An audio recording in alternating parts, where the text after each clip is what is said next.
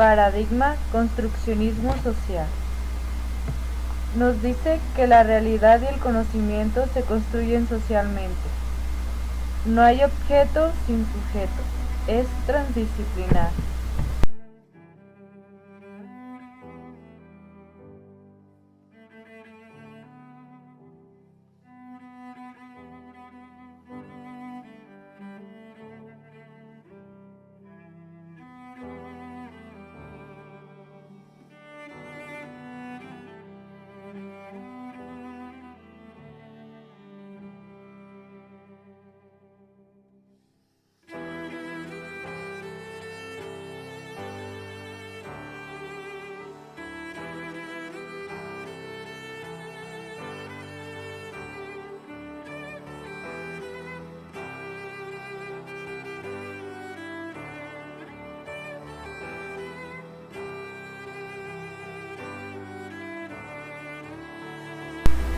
Las diferencias que existen entre el construccionismo y el constructivismo es que el construccionismo el individuo adquiere conocimiento por sí mismo a partir de sus habilidades y destrezas, y en el construccionismo adquiere el conocimiento a partir de otros sujetos.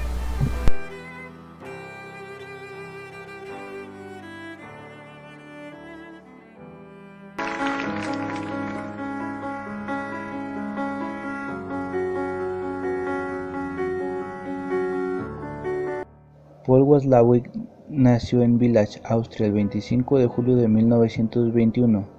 Fue psicólogo, sociólogo y filósofo. Perteneció al Instituto de Investigación Mental de Palo Alto, California, donde trabajó de cerca con Gregory Bateson, Don Jackson y Janet Bevin. Y gracias a su ayuda, en 1971 publicó el libro de la teoría de la comunicación humana, interacciones, patologías y paradojas, en el cual señala el estudio de la comunicación humana puede subdividirse en tres áreas: la sintáctica, la cual abarca los problemas relativos a transmitir información y por ende constituye el campo fundamental del teórico de la información, cuyo interés se refiere a los problemas de codificación, canales, capacidad, ruido, redundancia y otras propiedades estadísticas del lenguaje. La semántica, el significado constituye su principal preocupación, ya que aunque es posible transmitir series de símbolos con correcciones sintácticas, carecerían de sentido a menos que el emisor y el receptor se hubieran puesto de acuerdo de antemano con respecto a su significado. La pragmática señala que la comunicación afecta a la conducta, pues los datos de la pragmática no son solo palabras que están al servicio de la sintáctica y la semántica, sino también sus concomitantes no verbales y el lenguaje corporal.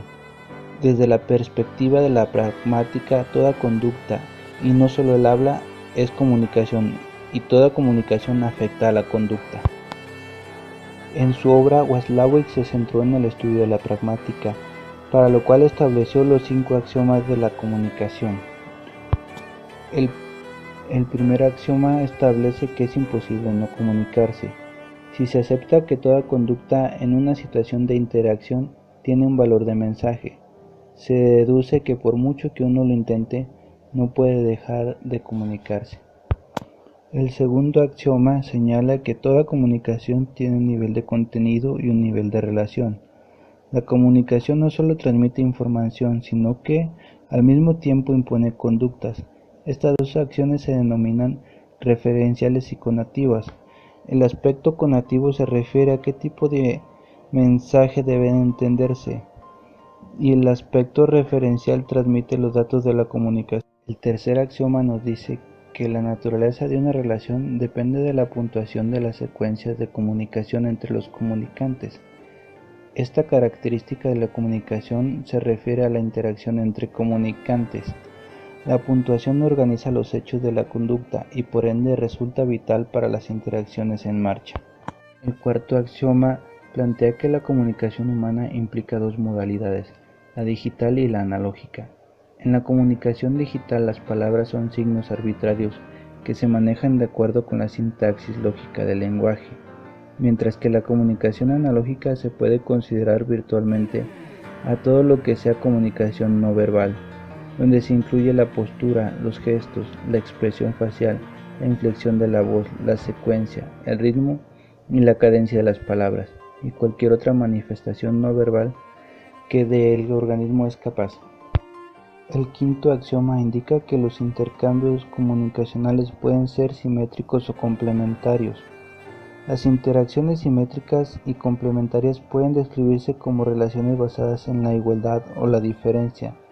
En el primer caso, los participantes tienden a igualar especialmente su conducta recíproca y así su intervención puede considerarse simétrica. En el segundo caso, la conducta de uno de los participantes complementa la de otro. En una relación complementaria hay dos posiciones distintas. Un participante ocupa la posición superior o primaria y el otro ocupa la posición inferior o secundaria. Una relación complementaria puede estar establecida por el contrato social oculto. El planteamiento de estos axiomas rompe con la visión unidireccional o lineal de la comunicación. Marcan el inicio para comprender que la comunicación no es solo cuestión de acciones y reacciones, y debe de pensarse desde un enfoque sistémico a partir del concepto de intercambio. Para Niklas Luhmann, la comunicación es un sistema que se hace presente cuando es entendida la diferencia entre una información que se ha producido y las razones que se tienen para participar de dicha información. La comunicación es, por tanto, la operación que actualiza la diferencia entre información y notificación. Esta distinción se nos aparece bajo la forma de una síntesis de tres selecciones que ocurren de manera simultánea. La primera es la selección de la información o aquello que se incluye como contenido comunicativo. La segunda es la selección de la notificación o las razones seleccionadas para participar del contenido informativo. Y la tercera es la selección de entender o no entender la diferencia entre la acción de notificar y el contenido de la información. Sin esta distinción, la comunicación es prácticamente imposible, pues quedaría reducida, en el mejor de los casos, a simple ruido. La autopoiesis designa la organización de los seres vivos. Una descripción breve sería decir que la autopoiesis es la condición de existencia de los seres vivos en la continua producción de sí mismos. Para Maturana y Varela, es una condición fundamental de la existencia de los seres vivos en la continua producción de sí mismos. Según Maturana, los seres vivos son redes de producciones moleculares, en las que las moléculas producidas generan en sus interacciones la misma red que las produce. Denominan autopoiéticos a aquellos sistemas que presentan una red de procesos u operaciones que los caracterizan y que cuentan con la capacidad de crear o destruir elementos del mismo sistema, como respuesta a las perturbaciones del medio. En ellos, aunque el sistema cambie estructuralmente, la red que los caracteriza permanece invariante durante toda su existencia, manteniendo con ello su identidad. Teoría ecológica de los sistemas consiste en un enfoque ambiental sobre el desarrollo del individuo a través de los diferentes ambientes en los que se desenvuelve y que influyen en el cambio del desarrollo.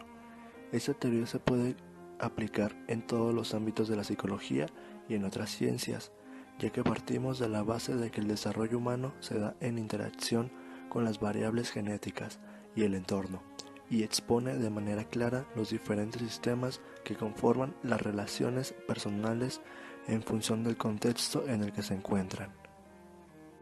De menor a mayor globalidad, Uri Brumfener nombra 4 sistemas que envuelven al núcleo primario entendido como el mismo individuo. Los sistemas son los siguientes: microsistema, mesosistema, exosistema y macrosistema.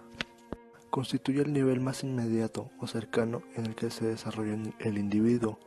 Los escenarios englobados en este sistema son la familia, padres o la escuela. El mesosistema incluye la interacción de 2 o más entornos en los que la persona practica de manera activa. También se puede entender como la vinculación entre microsistemas. Ejemplos claros pueden ser la relación entre la familia y la escuela, o entre la familia y los amigos. El exosistema se refiere a las fuerzas que influyen a lo que sucede en los microsistemas. En este caso, el individuo no es entendido como un sujeto activo. Lo conforman, por ejemplo, la naturaleza del trabajo de los progenitores, relaciones que mantiene un profesor con el resto del claustro, etc. El macrosistema embarca el ambiente cultural en el cual la persona vive, al igual que todos los demás sistemas que lo afectan. Ejemplos de ello es la economía, valores culturales y sistemas políticos. El cronosistema es la dimensión de tiempo en relación al ambiente de la persona. Ejemplo, tener acceso a la tecnología o haber nacido en el tiempo de guerra. Esto se debe incluir en el macrosistema. Sociología fenomenológica.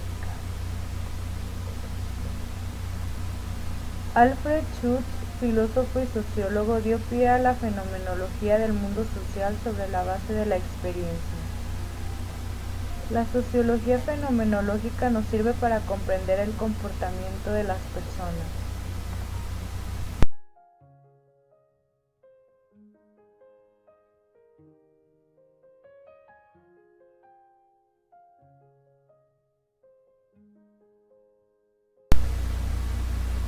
En su vida cotidiana de su mundo real.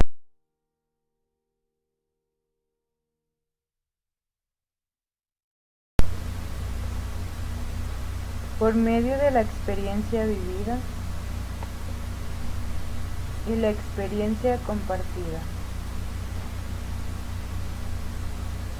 en la que aprendemos la comunicación con los demás definiendo las situaciones de vida. Para entender el comportamiento tenemos que tener en cuenta la realidad social.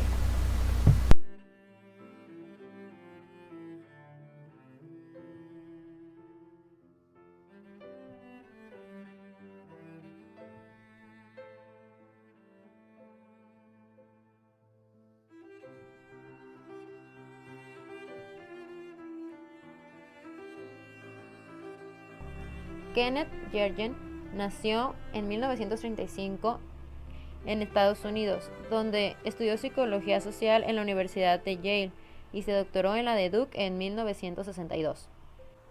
Fue profesor de psicología en la Universidad de Buenos Aires y Tilburg. En 1993 fundó el Tauss Institute, orientado hacia la acción colaborativa entre docentes y familiares de los alumnos, siguiendo las pautas del constructivismo social.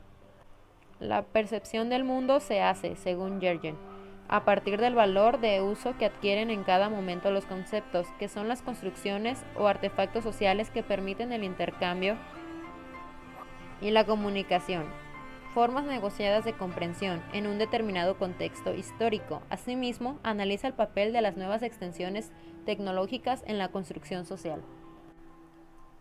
El construccionismo social busca explicar cómo las personas llegan a describir, explicar o dar cuenta del mundo donde viven. Puede comprenderse el construccionismo en relación a dos grandes tradiciones intelectuales, el empirismo, que es una perspectiva exogénica, y el racionalismo, que es una perspectiva endogénica.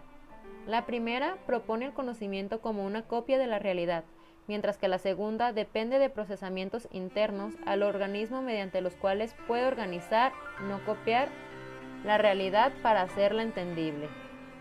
La polémica entre exogenismo y endogenismo tiñó también la investigación psicológica. Por ejemplo, los conductivistas dan importancia al ambiente y los gestalistas a la organización perceptual inherente al hombre. La psicología cognitiva es también una perspectiva endogenista. La acción humana depende del procesamiento cognitivo, o sea, del mundo tal como es conocido más que del mundo como es. Sin embargo, el cognitivismo no ha logrado imponer en la psicología su punto de vista endogenista. El construccionismo social toma en cuenta 4 hipótesis. Lo que consideramos conocimiento del mundo no es producto de la inducción o de la construcción de hipótesis generales como pensaba el positivismo, sino que está determinado por la cultura, la historia o el contexto social. Por ejemplo, expresiones como hombre, mujer o enojo están definidos desde un uso social de los mismos. Los términos con los cuales comprendemos el mundo son artefactos sociales, productos de intercambios entre la gente, históricamente situados. El proceso de entender no es dirigido automáticamente por la naturaleza, sino que resulta de una empresa activa y cooperativa de personas en relación, como por ejemplo niño o amor. Varían en su sentido según la época histórica. El grado hasta el cual una forma dada de comprensión prevalece sobre otra no depende fundamentalmente de la validez empírica de la perspectiva en cuestión, sino de las vicisitudes de los procesos sociales, como la comunicación. Las formas de comprensión negociadas están conectadas con otras muchas actividades sociales y al formar así parte de varios modelos sociales, sirven para sostener y apoyar ciertos modelos excluyendo a otros. Alterar descripciones y explicaciones significa amenazar ciertas acciones e invitar a otras, por ejemplo, las metáforas usadas en psicología.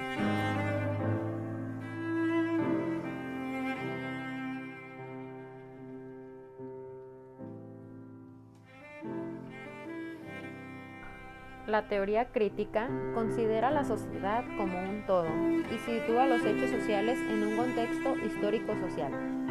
A esta teoría le interesa analizar y comprender los fenómenos sociales, como la desocupación, la crisis económica, el militarismo, el terrorismo, la condición de masas, la industria cultural, la transformación de los conflictos sociales en las sociedades altamente industrializadas, entre otros.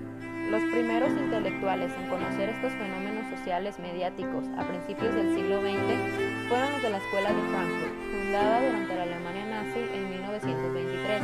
Al ser expulsados por los mismos nazis de Alemania, ellos se ubicaron en Estados Unidos y reabrieron sus actividades en el año de 1950. Los representantes más reconocidos de la teoría crítica en esta primera etapa son Mark Zuckerberg y Theodor Adorno, y después aparece Eber Marcus. La teoría crítica usa el término de industria cultural para referirse a los productos culturales que se convirtieron en un negocio y se dedicaron a transmitir entretenimiento como la radio, el cine, la televisión y la prensa. Estas hacen parte de esta industria cultural, pues contribuyen a los intereses capitalistas que pretenden lograr resultados a través de la eficacia de sus productos, en donde se sacrifica la calidad de los contenidos y no tiene como fin la transformación social, sino una homogeneización de gustos. La estandarización y la organización lo que pretenden es el dominio de la industria sobre el individuo. El individuo en la industria cultural es visto como un objeto manipulado por la sociedad para conseguir los fines del sistema capitalista. El individuo no decide autónomamente. La Escuela de Frankfurt critica este adormecimiento y esta obediencia de los individuos frente a lo que consumen. Para la teoría crítica, la industria cultural triunfa siempre en este tiempo, ya que somos zombies manipulados por el mismo sistema. En esta teoría, el individuo siempre es prisionero de la industria cultural.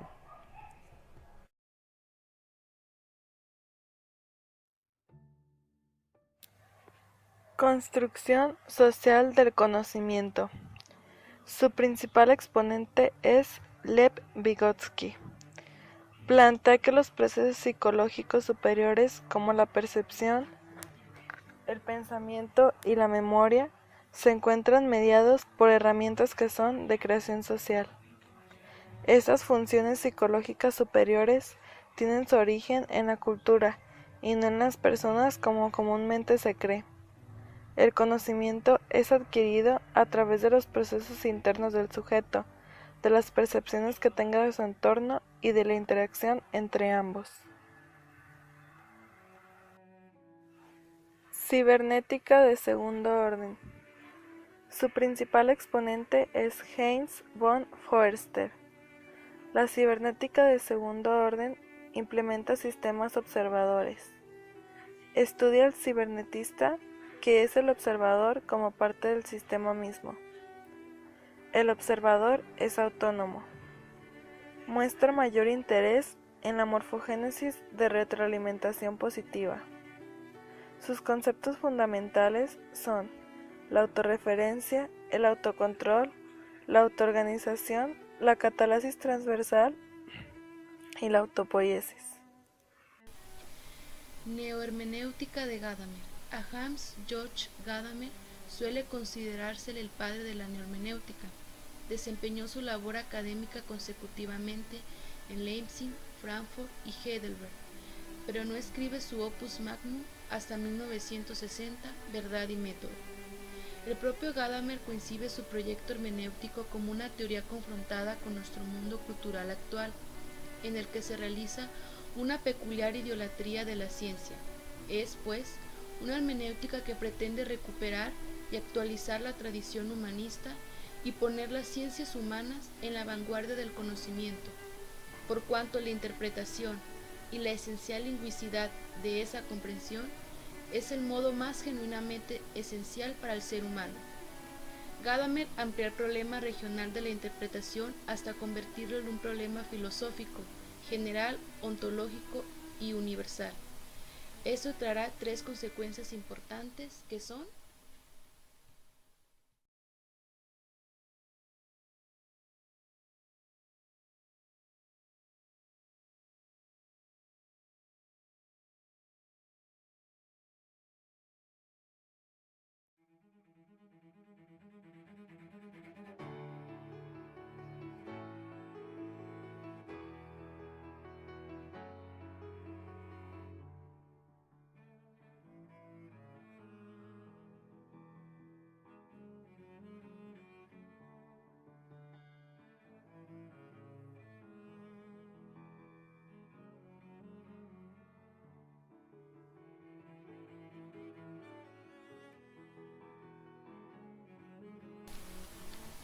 la hermenéutica aplica el modelo interpretativo de los textos al ámbito ontológico.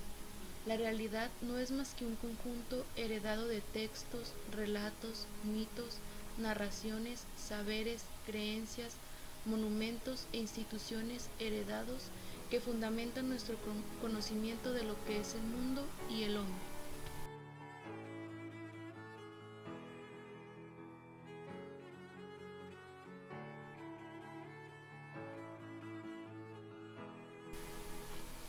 El mundo no puede ser pensado como algo fijo o estático, sino como continuamente fluyente. La realidad siempre remite a un proceso, a un desarrollo en el tiempo, a un proyecto que nos ha sido transmitido y que nosotros retomamos. Por ello, entender el mundo es tomar conciencia histórica de la vertebración que se produce entre tradiciones y de la distancia que se da entre ellas. El hecho de que no solo los objetos de conocimiento sean históricos, sino también el hombre mismo lo sea, nos impide valorar neutralmente la realidad. Antes bien, cualquier conocimiento de las cosas viene mediado por una serie de prejuicios, expectativas y presupuestos recibidos de la tradición que determinan, orientan y limitan nuestra comprensión. El hombre está arrojado a un mundo que le surte de una cultura y un lenguaje determinados, que delimita y manipula su conocimiento de la realidad. Esto no surge de la subjetividad, no es original de cada hombre particular, sino que está condicionado históricamente y se une entre la articulación entre pasado y futuro, esto es, en el diálogo entre tradiciones. Dado que el ser es lenguaje y es tiempo, y puesto que el hombre, como ser en el mundo, está inmerso en el ser del cual pretende dar cuenta, se hace imposible un conocimiento totalitario, objetivo y sistemático del mundo. La pretensión de verdad de la hermenéutica es radicalmente distinta al de las ciencias. La verdad solo puede ser parcial, transitoria y relativa, características que surgen de la pertenencia del sujeto al ámbito de lo interpretable y de la individualidad irreducible de cada ente singular, entendiendo por estos no solo las cosas, sino el hombre mismo. Precisamente Gadamer afirma que la historicidad del ser consiste en no poder resolverse en autotransparencia. La hermenéutica supone el esclarecimiento de la verdadera intención y del interés que subyacen bajo toda comprensión de la realidad.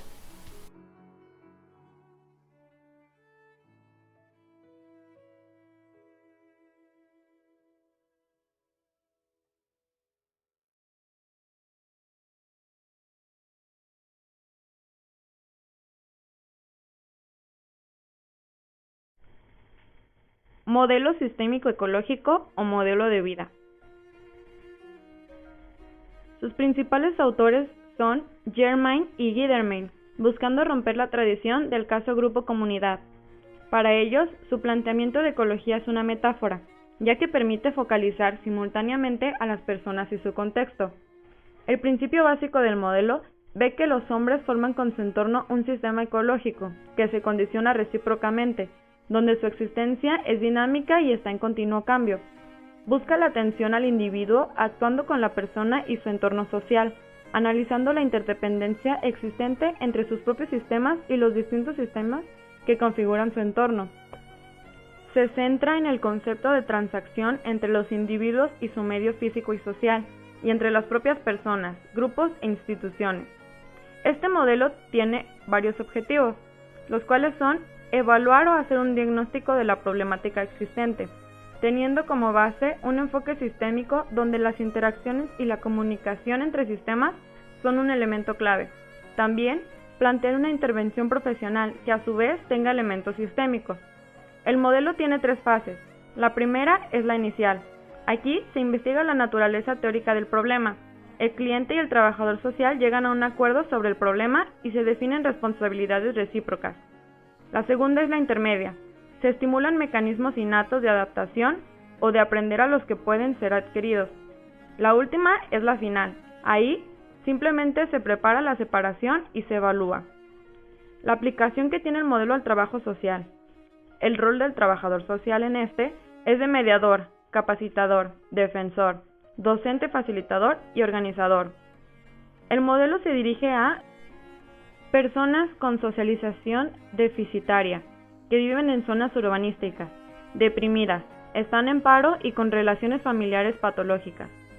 El objeto del trabajo social en el modelo es desarrollar las capacidades de adaptación de los individuos y las propiedades del medio ambiente del entorno, con el fin de producir transacciones que maximicen el crecimiento y el desarrollo de todas las personas e impulse sus entornos.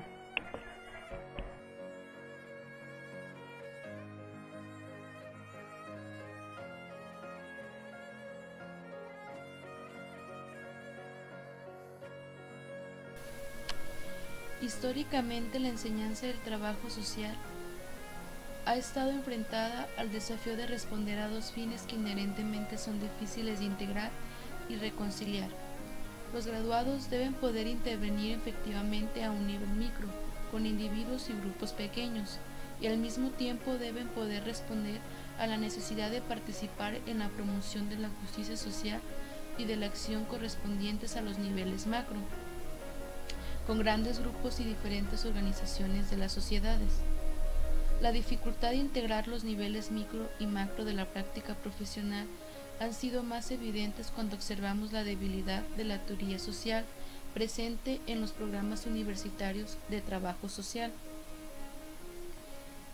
Como hemos notado, el campo del trabajo social ha estado oscilando entre estos 2 grandes conflictos, y así entre las perspectivas teóricas que apoyan la práctica que sale de tales demandas, puesto que el trabajador social siente la necesidad de servir a los intereses de los patrones públicos y particulares, mientras que por otra parte siente que debe mantenerse fiel al espíritu socializante y liberal que ha provisto la razón fundamental de ser de la profesión.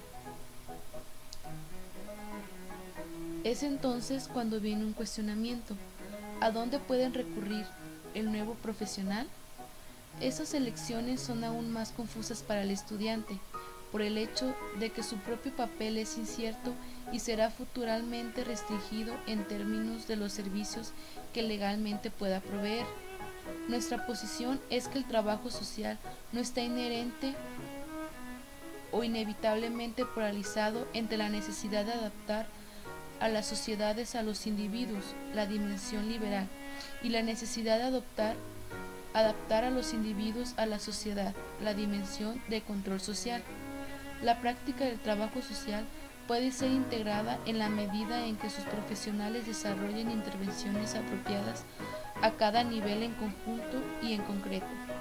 Lo anterior implica la aplicación de un método multivariado y multiteórico adecuado para la práctica, indispensable junto a la intervención y la evaluación correspondiente a los niveles del individuo, la familia, la comunidad y en general el ecosistema social.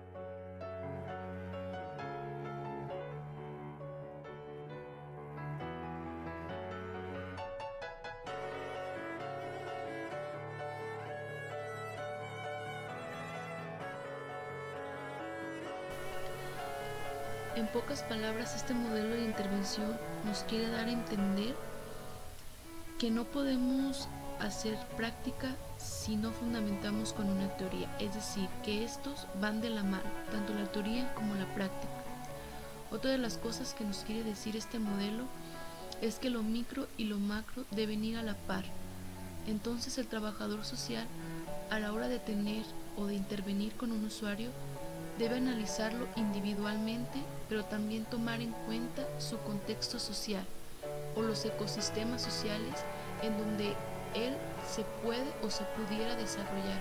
Es importante que tengamos esto en cuenta porque sabemos que es un problema dentro de las ciencias sociales que no sabemos cómo unir ni lo micro y lo macro, cuando pues este modelo nos da a representar que pues son muy importantes ambos a la hora de intervenir.